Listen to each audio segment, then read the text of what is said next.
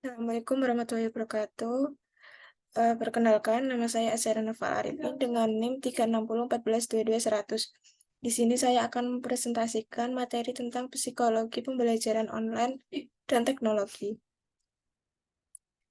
Yang pertama, pembelajaran online telah menjadi bagian integral dalam pendidikan modern, memungkinkan akses global dan fleksibilitas. Namun, peran psikologi dalam penggunaan teknologi untuk pembelajaran sangat penting.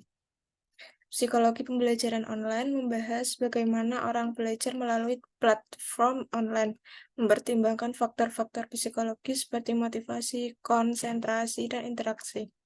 Sementara itu, teknologi dalam konteks pembelajaran adalah tentang bagaimana alat, aplikasi, dan platform digital dalam mempengaruhi cara kita belajar, mengakses informasi, dan berinteraksi dalam proses pendidikan.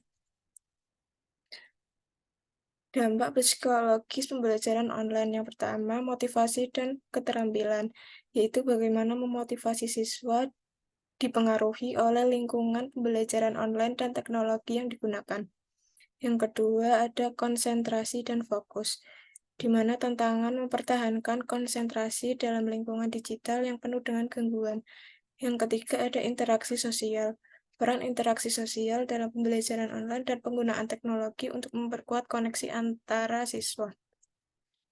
Selanjutnya ada strategi psikologis untuk pembelajaran online. 1.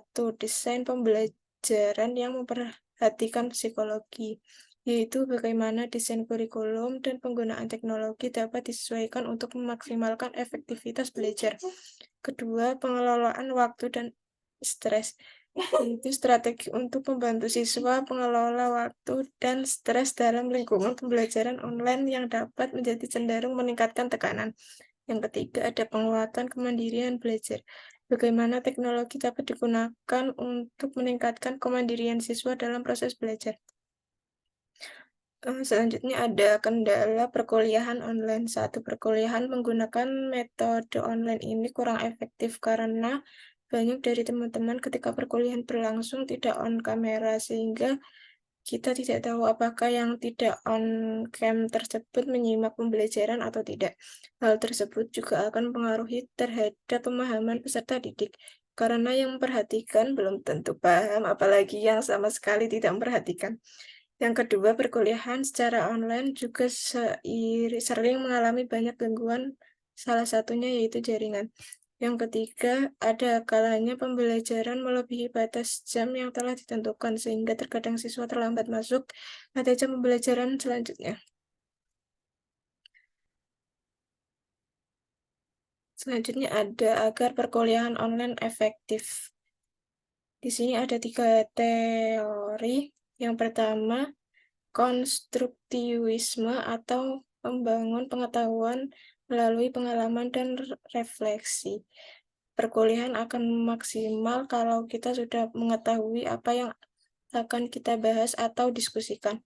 Tidak hanya mengandalkan apa yang ada dalam pemikiran kita. Kemudian teori ini berkaitan dengan kolaborasi, yaitu jadi antara pengetahuan yang satu dengan lainnya bisa didiskusikan atau dikolaborasikan. Pembelajaran mandiri dilakukan sendiri, mencari dan mempelajari sendiri, dan saat pembelajaran online dilakukan berlangsung sifatnya hanya mendiskusikan terkait materi yang sudah dipelajari secara mandiri sebelumnya. Jadi materi 60% lebih besar dari mahasiswa itu sendiri. Yang kedua ada behaviorisme, berkaitan dengan respon atau umpan balik. Teori ini mempelajari perilaku. Kalau kita mempunyai pengetahuan, pasti perilaku kita juga akan berubah sesuai dengan pengetahuan yang kita punya, penilaian atau penugasan dan ujian. Yang ketiga ada kognitivisme, berkaitan dengan pemahaman atau pengetahuan.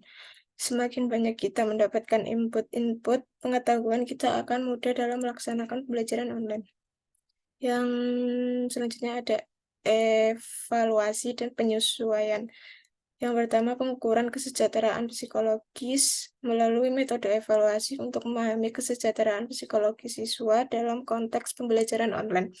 Yang kedua, ada penyesuaian berkelanjutan, yaitu bagaimana penggunaan teknologi dapat disesuaikan secara kontinu atau memperbaiki pengalaman belajar. Terima kasih, cukup sekian dari saya. Wassalamualaikum warahmatullahi wabarakatuh.